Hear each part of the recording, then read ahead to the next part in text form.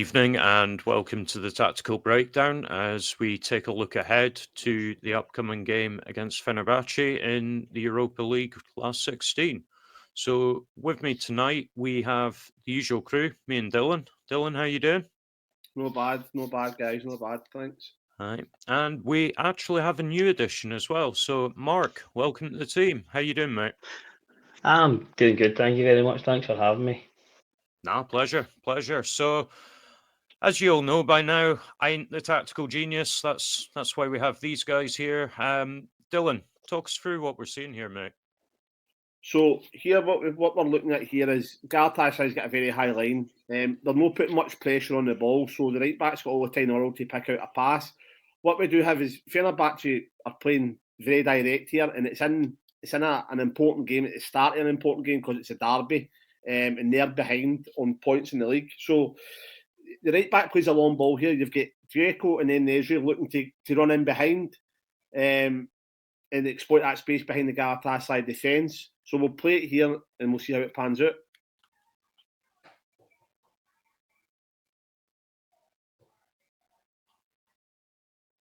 So we've paused it there, and this is typical of what sort of how we play. Rangers play in Europe, so we try and play that long pass. If the first contact isn't by us, then we look to get Rask and Diamandi up, the wingers to come in and pounce on the ball, and that's what Fenerbahce are going to do there. You can see we've highlighted Dzeko, the left winger, and the centre defensive mid that's holding there. They see they're going to pounce on this ball, win it back in a high area of the park, which is going to allow them to go in and counter-attack. So, Mark, have you got anything to add to that, mate? What I would say is the first contact's key. I think the ball should be played. It should have missed the defender. I think the pass is under hit, but totally agree. They're going to look to use physicality. If Rangers get sucked in to, we can play a high line because Jekyll's no pace in behind, but then we don't win second and third balls. They're going to cut us open. Okay, we'll play it from here. So we can see exactly what you've described. High press, win the ball back. Suddenly they're on the attack again. And as you can see now, with him winning the ball high up the park, if he drives into the byline, they've effectively got a 4-on-2 within the first, as you said, Dylan. It was very early in the game, but first maybe 5 minutes. There's a recovering defender trying to make it a 4v3, which we've highlighted, but overall it's a 4v2 with a pick out. It's a goal within the first couple of minutes of the game. Would you agree, Dylan? Aye, I would, mate. I don't know where Galatasaray's right back is here, right? But what we can point out is the deepest line Fenerbahce player here. He's arriving into the box. He's splitting the two centre halves because as a footballer here, you're looking at where the danger is. It's Dzeko and then Nezri at the back post. He's going to be making that late run into the box here.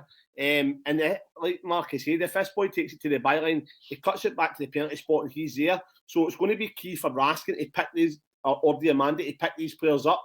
But like Mark said in the first point, we need to get first contact on the ball. If not, then you need to get that second phase of defending. We need to step up on that ball, second contact, sorry. That's it, and we'll just see how this attack plays out.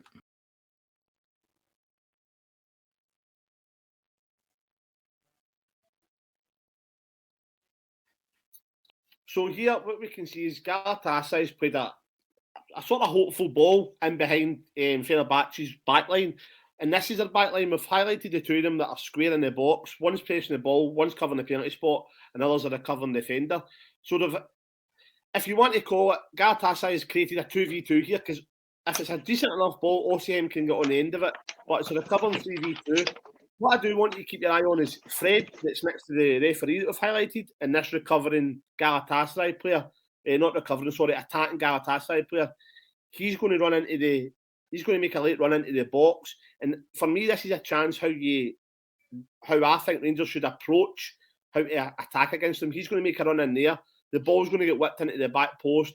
If the knockdown is good enough, it's a tap in, and you'll see how it plays out. On you go, Dave, play it. Defenders are getting sucked to the ball. Osimhen wins that header, and it's a tap in, like I said. The Fenerbahce midfielders are very, very slow in reacting to that, and we need to take advantage of that. Yeah, and you can see he's an acres of space there, as you say. If he's not crowded out, it's an easy knockdown, and from there, even Dessers couldn't miss, for God's sakes. I don't know about that. Yeah, yeah, there is that. Okay, anything you want to add to that, Mark, before we move on to the next clip? No, I think the key is going to try and be getting behind and then getting, whether it's Diomande or Raskin or Cherny and Hadji probably that will play in the wider areas, being the third man runner. They look lazy at times. As Dylan said, they're only 20 minutes into the game, and this is not the last minute. So if they're lazy at that point, I think getting to the byline and us trying to flood the box is the best way of maybe trying to get a goal. Yeah, makes sense. Okay, so let's move on to the next clip. So here in this Galatasaray attack, what we've done here, we've highlighted the Fenerbahce supposed to be a backline. I think the left wingers peeled off the right back, so the centre back, Fenerbahce centre backs had to come across to challenge for the ball. But we've highlighted the back line there, so we've got Fenerbahce centre half attacking the ball, the other one's marking another striker, and the left back's tucked in. And look how narrow they are. For me, their left winger, who we've not highlighted, is out far in the picture. He should be tucked in as well to deal with this other player, because it's just sort of leaving a 3v3 here. And again, that's how we get at them. For me, if we can try and play over the top of them, play into the space with Dessers running in behind, then I think we do have an opportunity, but to score. But we'll play it out and see how this pans out. Okay, here we go.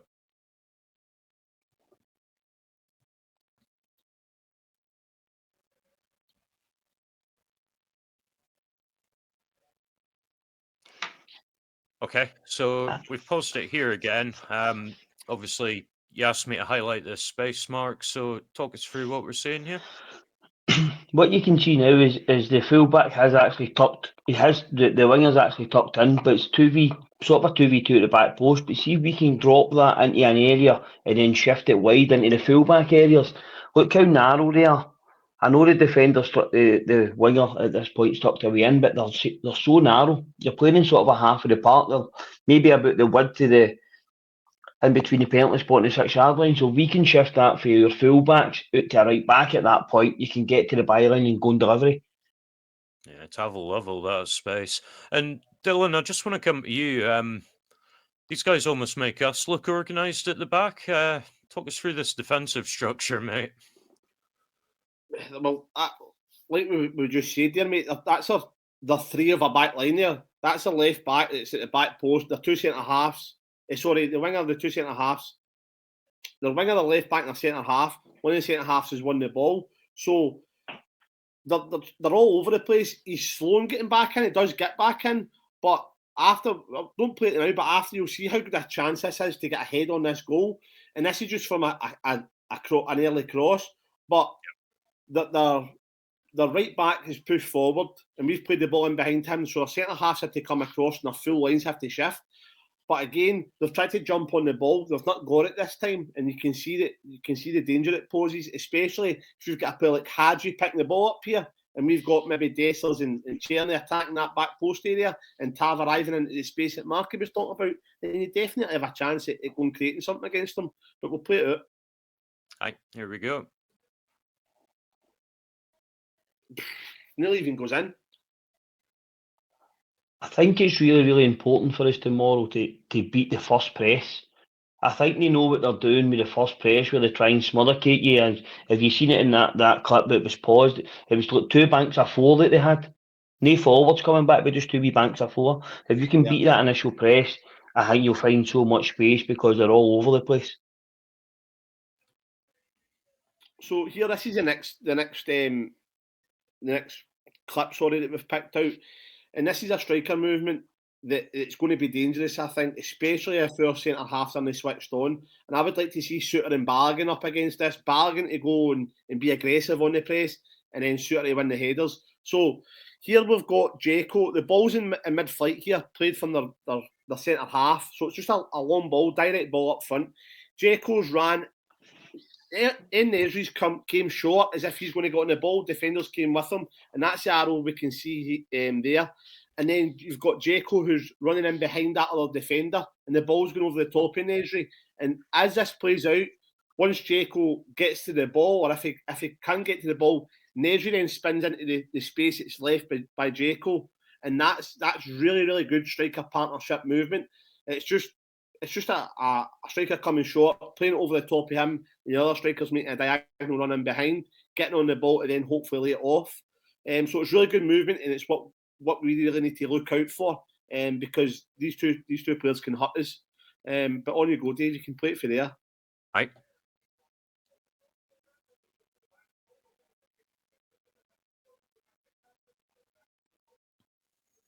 Would you pause it there? Yep. Mark, you want to take over this? So as you can see here, we've paused it again. But what actually happened was Galatasaray actually dealt with the ball. Dzeko doesn't get the first contact on it, and Galatasaray can clear it, but they don't, which gives Dzeko another chance to then go and press. But if you look where he wins it in the box, you've now got two people where he wins it with basically a short goal. I think the big thing is they go and try and press at that point, and you need to beat the first press. But you shouldn't take chances. See tomorrow, see if it's not on, knock it in the corner and turn them. Don't be playing about in my box. It's crazy when the clip runs on here, you'll see it. I don't know how if it ends up a chance or a goal, but it definitely he should empty the ball. He could have went early to the left. He could have went early to the left back, and then he could have went up the line. But the centre half dallies on it. But we can't really take chances tomorrow. Not at all. Pity I mind this tippy tappy stuff in the box. If I'm being honest, just puts me on edge. So what I'll do, I'll play the clip and we can see how it plays out. So obviously they've won it back. So they're from it. He goes wide again, right enough with the chance. He goes across the box, but another day he doesn't have to take that touch. He can actually probably roll the centre forward in straight away. But he's sort of a wee bit greedy and sort of goes to the byline. He could either then he's in two minds whether to cut back or strike. But from that, we've shown it as they're good attacking. It was really good movement, as you said, Dilfer. The two centre forwards, one comes short, one goes long, which creates the space to go and do that. But we need to be on the top of our game defending. They'll look to press in the areas if we don't beat that. But as I say, the last thing we want tomorrow's robbing proper, try to play passes in our own box. Yeah, agreed.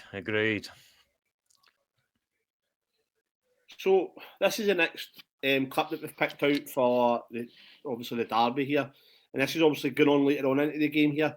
We've put a wee arrow here for the Galatasaray. I don't know if he's a defender or a midfielder, but if he breaks into that, he takes three players out of the game there, just by driving into that space, and then that can go and create an attacking phase of play.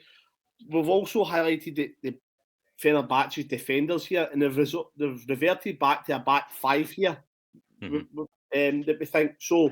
We've got our two strikers who, again, they're looking to go in.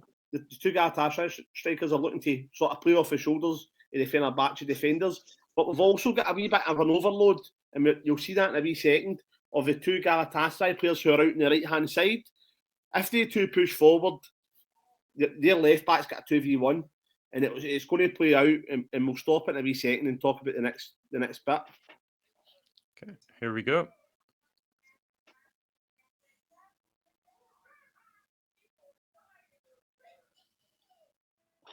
From this clip where we've paused it just as the attack develops from the one just previously, they've created a 3v2. The boy makes a fantastic run towards the byline, and we've showed that with a solid arrow where he actually plays the ball. But I think if the boy on the ball's a wee bit more cultured, he can drive into the middle of the goal and have a strike. It does create a chance. He gets to the byline, and it's probably the way they've wanted to play Galatasaray, to create the space, beat the press, and then get to the byline to get it across. But we get both wingers on both teams if they play the way they're going to play tomorrow. Czerny certainly plays right and likes to come in and get a strike away. So if we've got a third man run, it can open up the game for him to come centrally to get strikes away, or Hadji on the other side. Then it could be a way to go and keep our spills it, then you can play in scraps or whatever. But if you run it on, you'll see they make the chance. But there's a big created space right at the edge of the box just by the two movements. They've came out one side, went to the other to create the 3v2, and then he's gave him options. As I say, he does play it, and it is a good pass, and he's unlucky for just a cutback. But I think he could just drive, maybe. The way our two wingers like to sort of inverted now, isn't he? And they both play in their weaker side to come inside to strike. Then I think it could be a one that chinking in off the side, as you can see in the cut, the fullback scheme, the width and the overlap, which is occupying another defender. But yeah, you're right, 100%. If that's Tierney, you're expecting him to come in inside and have a pop. What I think as well is look how narrow. Look, that's Fenerbahce's defence in that picture that you can see there. So if we've got a Jefty who's bombing it up the line, if Hadji's in there pulling that right back in, and we've got Jefty sort of running and beyond, then that pass can be switched right to the back post there as well. So it's a good point you make, Marky. If Tierney does cut in, if Hadji can go and be a menace and play in that sort of inside 10 role, and Jefty bombs on, we can then pick them off, because again, that's a back line in that picture. There's nobody else that's wider at the touchline. They're very, very narrow. I think our width has to come for the both fullbacks, because if we play 4-4-2 the way we've been playing, a 4-4-1-1 or just slightly off, then our width at the moment's come for the fullbacks. As you can see there, he gets to the byline, but he could have drove right into where the referee is at the moment. Yeah, there's nobody there. You can see he's unlucky with the pullback. I think it's awesome, and it tries to get across, and it's actually the keeper that faults him rather than the defender. The keeper done really well, because he gets across the defender, and we'd be all screaming, defend the front post, defend the front post. That's it. So this is the last clip that we've showed, and what's happened is they took a free kick here. They've played it out wide. Now, we've paused it there because as this plays out, they create a 2v1, but it's ridiculous how much time the boys got on the ball. Fenerbahce are so slow to get out to the ball. So here the balls went wide. We've got this sort of left back that's going to play, going to make an overlap and run into the space, and he's going to look to cross it across. We've highlighted the Fenerbahce player at the edge of the box. That's who should be going to press the ball. As soon as this guy starts to make this run that you can see by the arrow, he should be coming out to make that a 2v2. It doesn't happen. And again, it's another half chance created by, for me, just a wee bit of laziness, a wee bit of communication. Fenerbahce only switching on to what's happening in front of them. And again, this is a derby. This is the last sort of kick of the ball. So if anything, you think their concentration levels should be higher, should be more aware. But it's not, and we'll see how it plays out, Dave. Okay, here we go. So there's that overlapping run that Jeff Day loves, towards the byline and cut across. And Again, ultimately, doesn't come to anything. Sorry, Dylan? A better pick out, and that's a goal, do you know what I mean? Aye. See, when you even see it, we highlighted a defender that we think should have come across. It's still not even him that gets to stop the cross. No. Our original pause, you could have actually dropped it back and still created the 2v1 where, like, the clip before he could have dragged into the middle of the park again, he'd go and have a strike at goal because he's options, but he's ran maybe 30, 40 yards there and the defenders went 5 or 6 to stop it. Aye. It's not great, is it? But potentially gives us an avenue to attacking again. As I said, when it was rolling, how often have we seen that overlapping run from Jefte? So, you know, I'd imagine the management team have been studying this in far more detail than us. You just have to hope there's enough there that they've picked up on. Hi, you hope. You're no wrong, Dylan. Okay, well, thanks very much for listening, everyone. It's been a pleasure, as always, to bring you this. Dylan, any passing thoughts before we go? Looking forward to tomorrow? No, I just think that if Fenerbahce is yet to be got at, and you can see by this game, I know that they've got very, very good players, right? And we've not even really touched on them players as individually. We've just broke this sort of 20, 25 minutes down of defensive phases of play, and attacking phases of play of Fenerbahce. But I think that they're definitely there to be got at. If we can just be on top of our game, be strong, be quick on the ball, don't make any silly mistakes, talk to each other. I think we'll be absolutely fine, because going by what I've watched there, and again, that's a derby.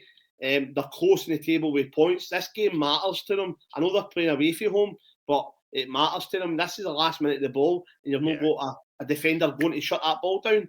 So for me, I think that they're definitely there to be got at. They've got older players in the team like Enesri, Anjeko, Fred.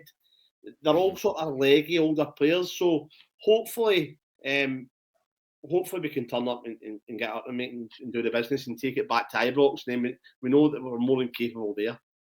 Yeah, that's it, mate. That's it. And Mark, thanks very much for joining us, mate. A stellar debut, I would suggest. Any thoughts on the game before we go? I just think, as Darren touched on, I think they're a wee bit older, some ageing players, but I think if we beat the first press, we will definitely create chances tomorrow. I don't doubt that for the way they play. I think we'll go and create chances. It could be another night where we need to be a wee bit fortunate, but we go and take one of them, and then he still says, look, stay in the tie in it, get it back to Ibrox. I know I know over there in Turkey it's wild as well, but obviously at home we seem to have a wee bit going. But I think tomorrow we'll create chances. I don't doubt that. It's just hopefully we can take one or two and we don't give as many chances away as Galatasaray did with stupidity at the back, to be honest. Aye, that's it. That's it. And I guess a lot of that comes from who we've got available for the game, doesn't it? You know, you touched earlier on potentially a Balogun-Suter pairing. I think that gives you far more confidence than maybe a proper Nsiala pairing, as an example. I think if we play proper tomorrow night, mate, you'll see it. I think he's been on a poor run of games, and I think the boy Nsiala took the brunt of that. He's been poor as well, but I actually think Proper's been worse over the last couple of games than he has.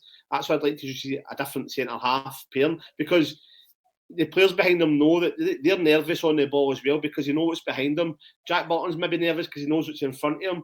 We need to deal. Our mentality has to be spot on tomorrow night. It really does. Agreed.